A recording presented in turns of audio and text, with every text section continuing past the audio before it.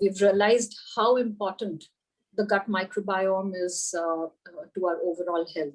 It's probably the most important regulator of our overall health.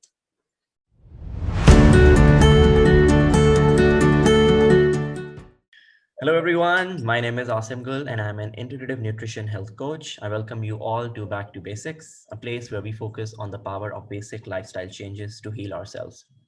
In today's episode, we are going to focus on what is known as the king of our bodies. If anybody did not guess it quite right, I'm talking about our gut, the system of organs responsible for major digestive processes. I have with me Neeta, who is a certified gut health expert and a holistic health coach, a self-taught baker and a chef. A few years ago, she and her family faced some gut health problems, which was an awakening for her to turn her attention towards fermentation. She makes some of the amazing gut healthy and yummy fermented foods that can be seen on her social media. Welcome here, Neeta. How are you? I'm good. Thank you for having me here, Asim. It's a pleasure. About 70% of our immune system lies in our gut. Is basically responsible for fighting off all the viruses and bacteria. 70% of it is you're saying is in the gut. Is in our gut. And that's why it's so important for your gut to be healthy. Also, other than that, about 90% of the serotonin is produced in our gut. Now, serotonin is the hormone that regulates your mood. People kept thinking that serotonin is like a feel-good hormone, and since it's responsible for mood, it's actually produced in brain. But now you're saying 90% of it is actually produced. Yes, I think in the gut. traditionally yes, you're right. It seemed traditionally, I think we were made to understand that it's produced in the pineal gland, which is, right behind your third eye in your brain.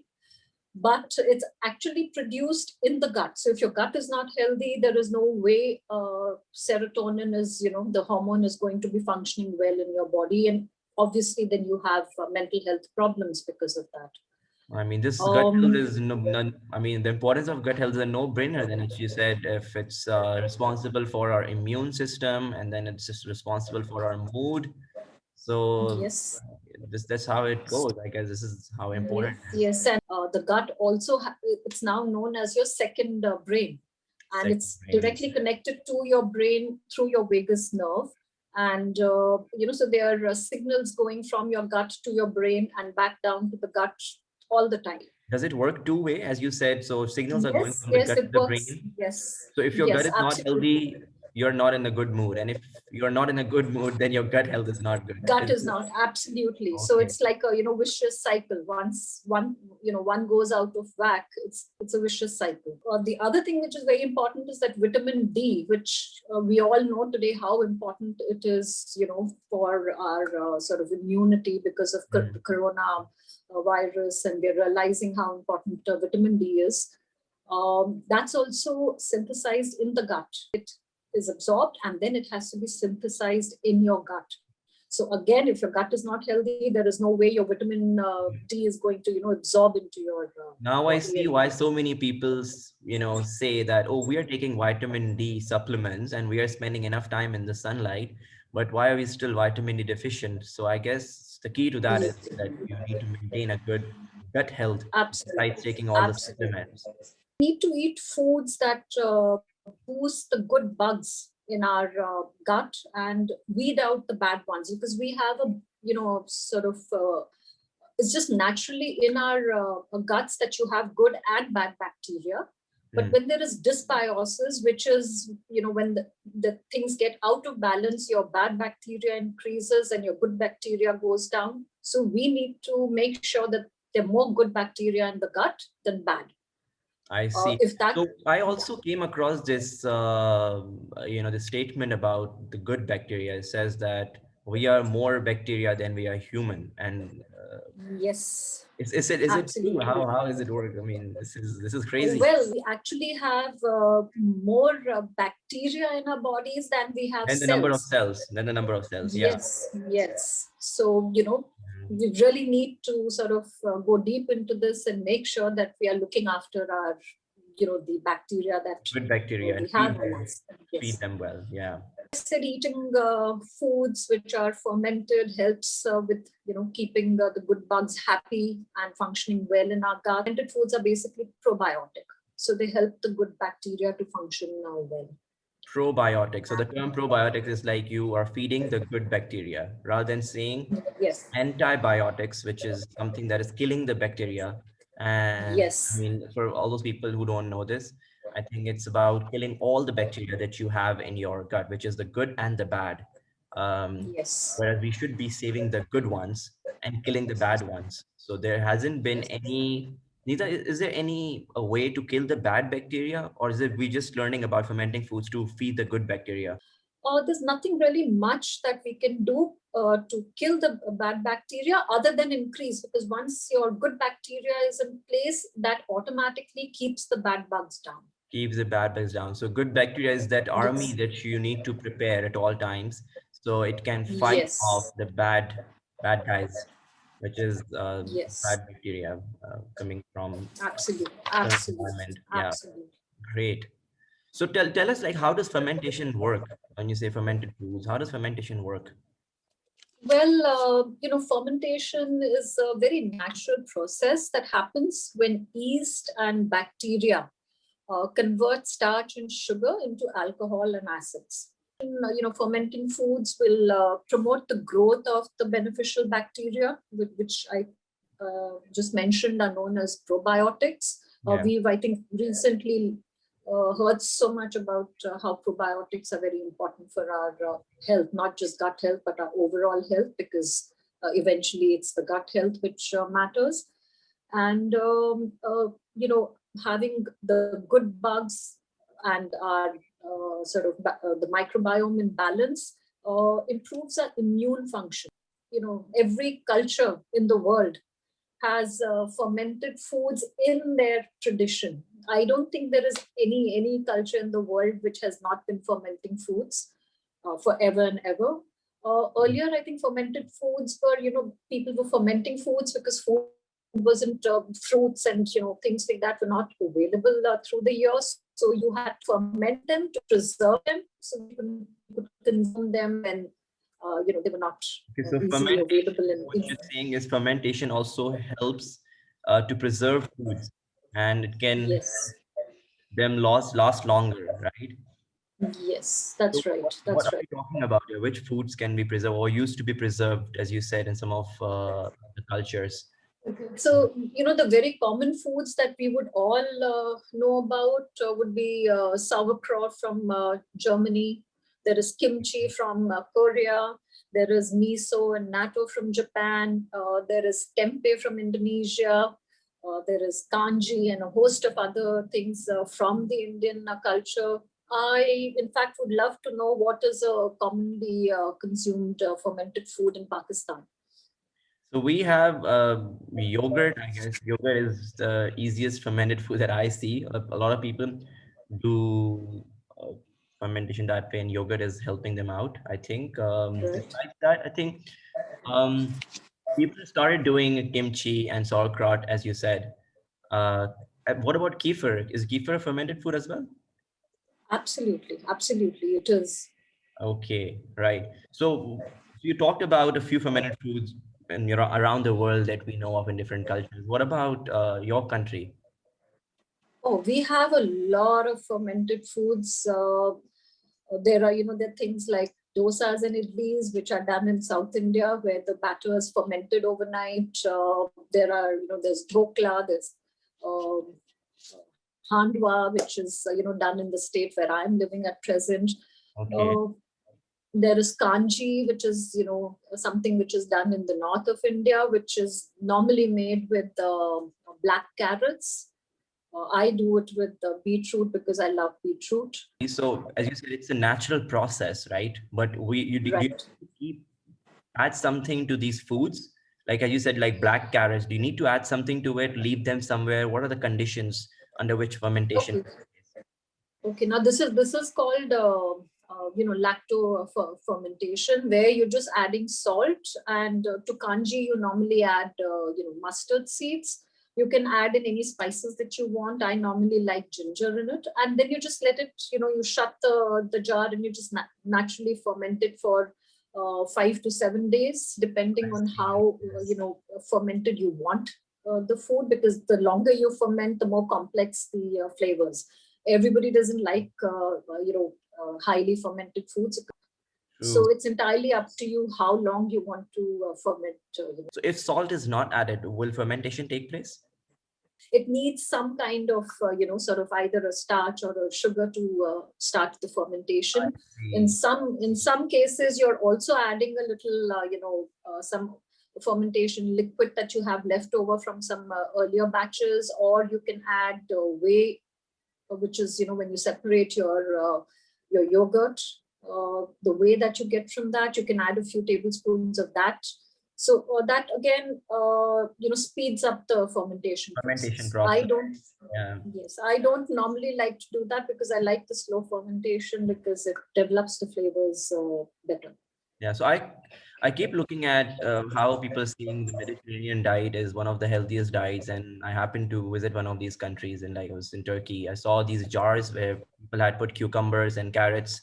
If you're pickling something in vinegar, that becomes more of pickling. It's not so much of fermentation, because the acetic acid would, sort of not really let the fermentation happen. Normally, when you're saying cucumbers, which are pickled in a liquid, it's normally the brine, the salt and the water that you're adding to sort of start the fermentation process. Because I keep looking at those things. So are they healthy to consume? Absolutely. But when you're fermenting at home, you have to be, careful, especially the first few times you're doing it. Your jar should be sterilized well, normally, with boiling hot water. Your hands should be clean. Also, a very interesting, thing that I learned was that, since we have our microbiome, we have microbiome on our skin. So the microbiome on your hands is what, when you're sort of fermenting something, your hands are going into the, the food, and your microbiome is entering the food. And so every person who ferments, the taste might be a little different, because it's your microbiome which is going into the food that you're fermenting. So your hands need to be absolutely clean, when you're using. So it takes me back to one of those things that our elders used to tell us, that back in the day we used to play in the sand.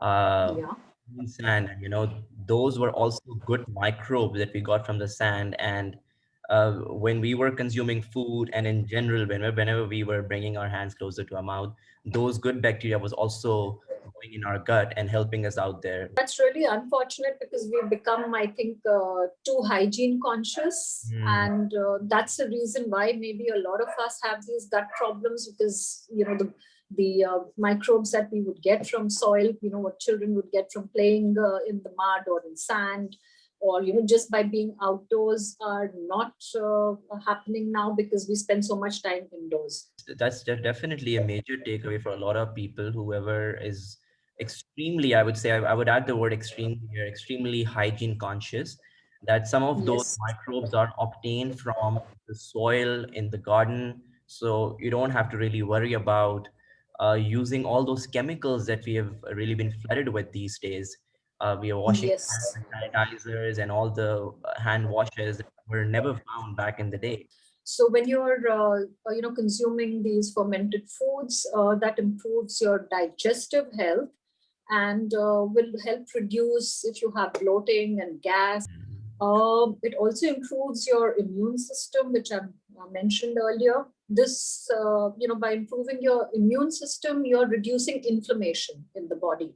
And inflammation, as again, we have learned in this last 1 year, is what sort of is causing so many diseases. Everything from your, heart disease to diabetes to all kinds of autoimmune diseases are all caused because of inflammation. Even the joint pains and degenerative diseases are also known to be caused by inflammation in our bodies. Absolutely. A very important thing is that, when you're fermenting foods, that breaks down the nutrients in the food.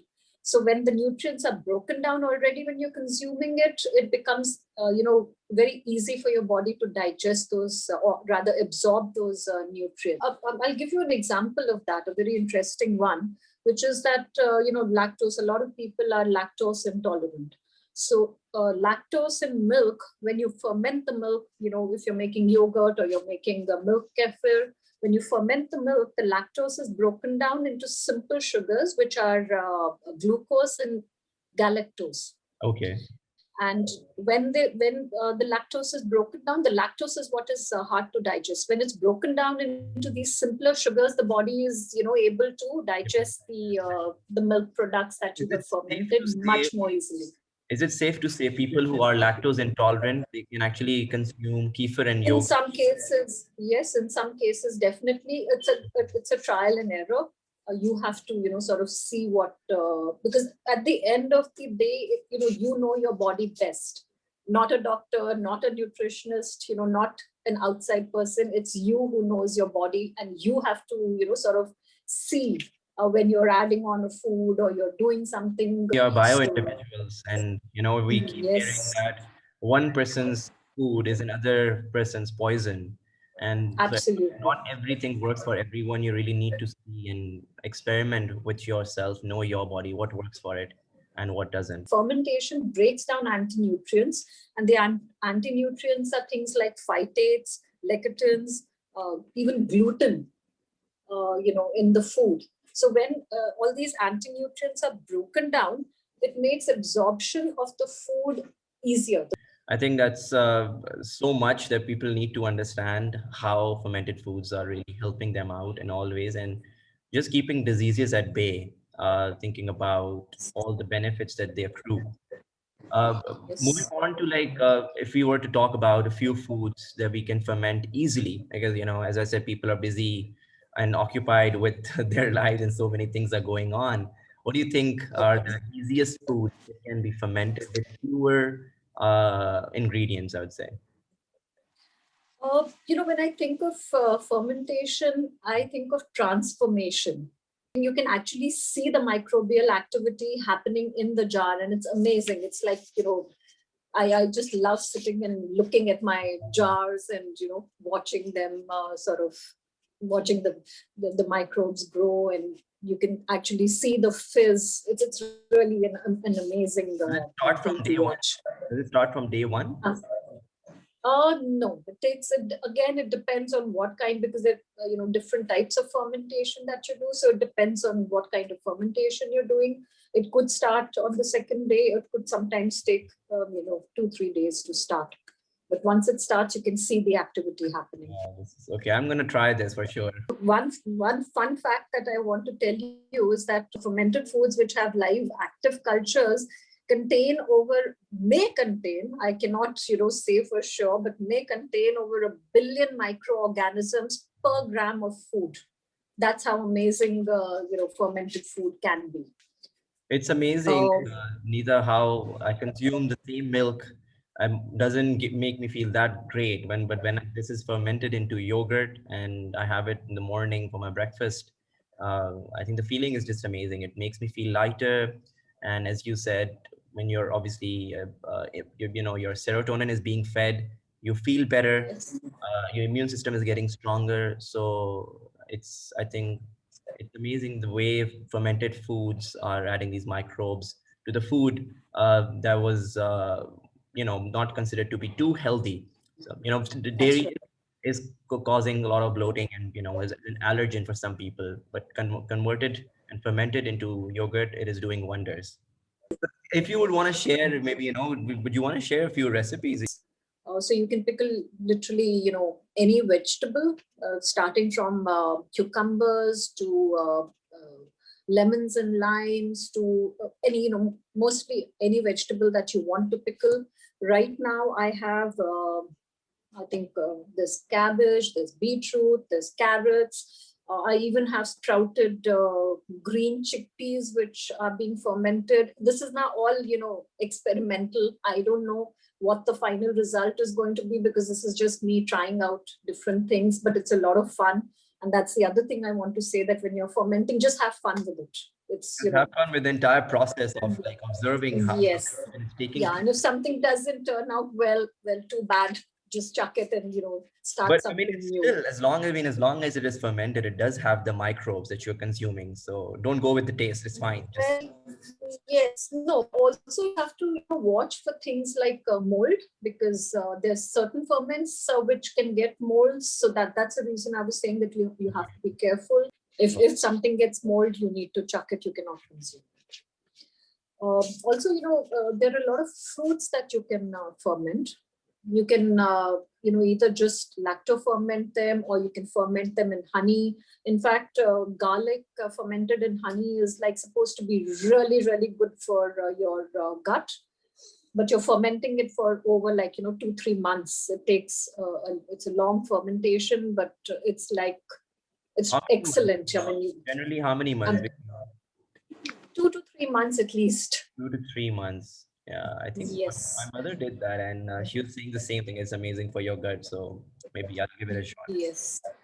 Yes, and one thing that you need to be aware of when you're fermenting in honey is that you have to use raw honey, Okay. because that is what is going to have the the microbes for things to ferment. If you're using a commercial honey, it's not going to work. It's not good, Ronnie. So if let's just take an example of making this fermenting garlic into honey, how does the process work? So let's say we take a jar, we put some cloves of garlic, and we add raw honey to it. And is there anything else? Yes, we just add raw honey to a point where the garlic is totally covered, and then you just shut the jar and you leave it For 2 to 3 months. One thing, but one thing that you need to do is burp. It's called burping. So you just open the jar very slightly. You unscrew the lid and then you screw it back on. You don't really let any air in. You're just releasing the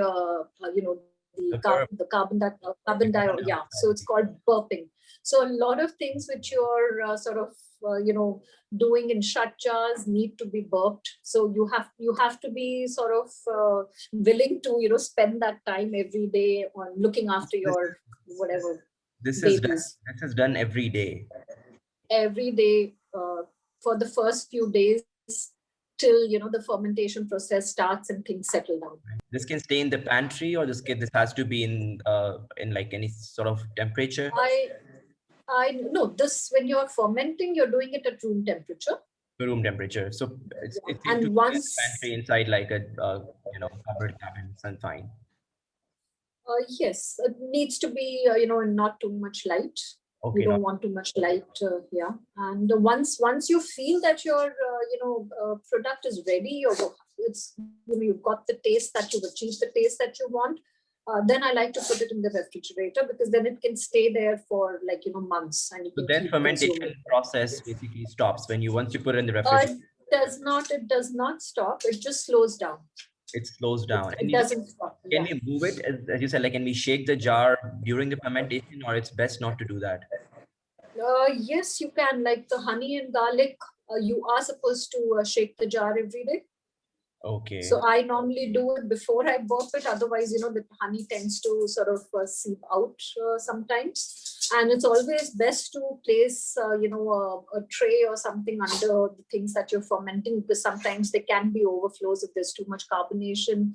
There can be overflows, and when you're doing something like a kombucha and you're carbonating it, that can even sort of, the bottle can sort of actually explode. Oh my God. So it's a lot of experimentation. Wow. Also, a very important, or sort of, what should I say, very popular ferment is sourdough bread, because you're using wild yeast. You're not adding any yeast to your the starter. You're actually harvesting wild yeast from the air. Yeah. Yes, to make the starter culture, and then you use that for your sourdough. So as I mentioned earlier, that fermenting breaks down the gluten in the grain. Yeah, the grain. Yes. So that is why a lot of people who are otherwise gluten intolerant can actually consume sourdough and not feel any sort of discomfort when they have a sourdough. But you definitely got so many people's attention here because they would be willing to, they would be interested in looking at all of these recipes. So if you can be kind enough to share all of these recipes with us, so I can put them in the description and people can actually start trying these wonderful fermented foods and, seek the benefits that they accrue. I can share a couple of simpler recipes. Very simple one that we can all add on to our morning routine is to soak oats overnight in water and a couple of tablespoons of yogurt. Okay. So so you're basically not just soaking the oats, but you're fermenting them overnight. And as I mentioned earlier, oats are high in phytic acid. So when you're fermenting them and by soaking them also, you're removing the phytic acid. The next morning, you can either just, consume it by adding whatever toppings you want, or you can add water and cook it. The cooking becomes faster because you've already soaked and fermented the oats. Measure would be about a cup of rolled oats. Okay. To a cup of water and about 2 tablespoons of yogurt. So you just mix everything and you leave it overnight at, on your kitchen counter. Okay. And the next morning, if you want to cook it, add water, cook it, and then, you can add any plant milk, you can add more yogurt, you can, add whatever you want. You can add some maple syrup or honey. You can add your, dried fruits, nuts, or some fresh berries. You can, do whatever you want with it. But you can't eat them without cooking. But will that give it a taste? You can. Once you've soaked them and fermented them, you can consume them as is. That's an amazing recipe to try. I think I'm definitely going to give it a shot. Yeah, and like I mentioned, any vegetable, cucumbers are the easiest to start with. So you weigh your cucumber, you take nice, fresh. They should be absolutely fresh. Baby cucumbers preferably, or you can take large ones and cut them into whatever sizes you want. You weigh them, put them in a jar, and you take about 2 to 3% of the weight of the vegetable, whether it's cucumber or anything else. You can, you can ferment onions, you can ferment even garlic the same way. So you weigh the vegetable that you want to ferment, and you take 2 to 3% of that weight as the weight of salt. And you add that into your, cucumber, give it a good shake, and you can add spices, you can add, peppercorns, you can add fennel seeds, you can add whatever you want, play around with, what flavors you want. And then you shut the jar and you leave it. And this you don't leave for very long. Okay, this needs to be left for how many days? Not for very long, a couple of days, 3 days max, especially in our kind of weather because it's getting hot here. So I wouldn't leave it right now for over a couple of days. So again, you're burping the jar. Okay. So when, on the second or third day, you can sort of open it and see what the flavors are, how the smell is. If you're liking, you can even taste, what you have fermented. If you like it, shut it, move it into the refrigerator and consume it from the refrigerator. It's that simple. That sounds pretty yummy as well. It's the second recipe for the day. Thing which I find very interesting. Did you know that chocolate is a fermented food? No, I did not know that. Tell me more about it. Well, it is. Chocolate is, the cacao beans are fermented for anything from 5 to 7 days to develop, the flavor that you get from a particular chocolate is developed through this fermentation process, and then chocolate is made out of that. Wondering why people say chocolate is bad when I keep seeing cacao beans and the benefits, and it's one of the superfoods.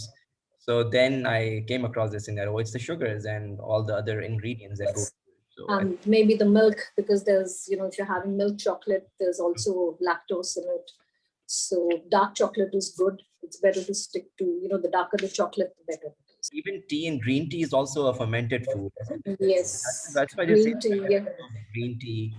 It has a lot of polyphenols, which are good for your body. Good for it's good for your gut also. And one word of caution is seen before we close up is that people who have GERD, SIBO, Candida, any kind of gut problems have to be careful, shouldn't be adding on fermented foods. you should always, if you have any kind of these problems, you must consult with your healthcare practitioner before you add on fermented foods.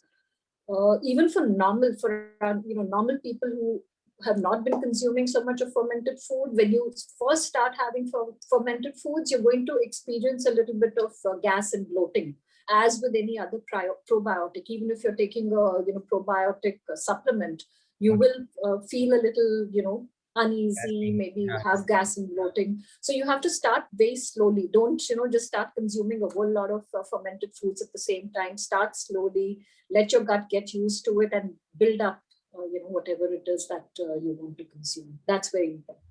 Okay, definitely, because as you said, like there's like a billion microbes that are taking part in the fermentation process. We're gonna go easy on that and not to flood Yes, absolutely. microbes all of a sudden if you haven't been consuming fermented foods.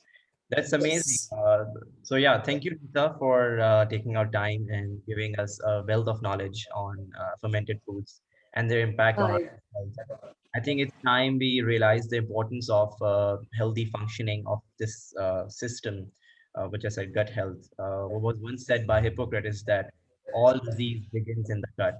So I thank you all for watching this video, and I hope that you found it helpful. Please leave comments and share your feedback.